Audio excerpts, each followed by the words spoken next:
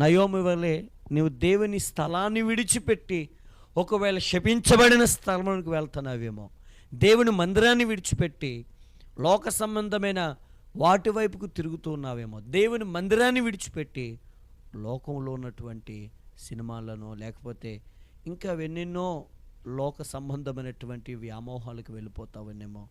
ప్రియ సహోదరి సహోదరుడా, దేవుడు మాట్లాడుతూ ఉన్నాడు.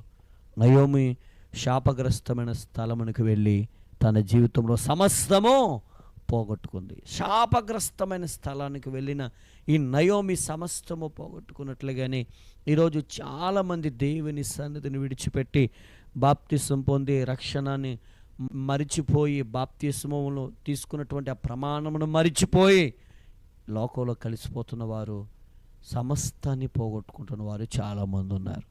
ఒకవేళ దేవుని రక్షణ నిర్లక్ష్యం చేసి ఆయన ఎదుట చేసిన ప్రమాణాన్ని మరచి దేవుని సన్నిధిని విడిచిపెట్టి లోకంలో కలిసిపోయేవేమో.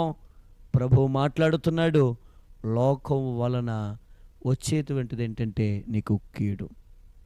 లోకం దాని ఆశలన్నీ గతించిపోతాయి.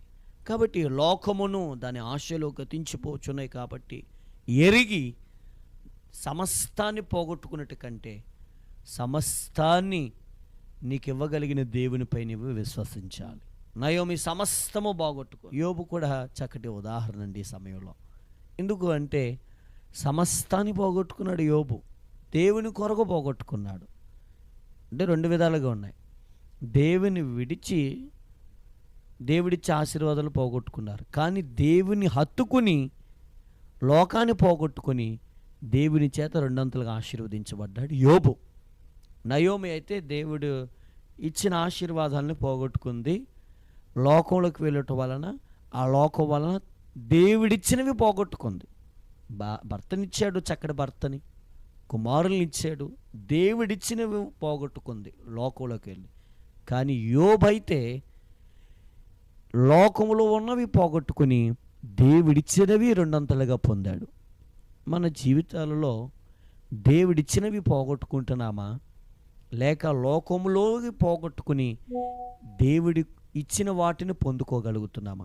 దేవుడిచ్చిన వాటిని మనం పొందుకోవాలంటే లోకములోకి పోగొట్టుకోవాలి. లోకము వలన మనకు కలిగేవేమి కూడా శాశ్వతమైనది కాదు.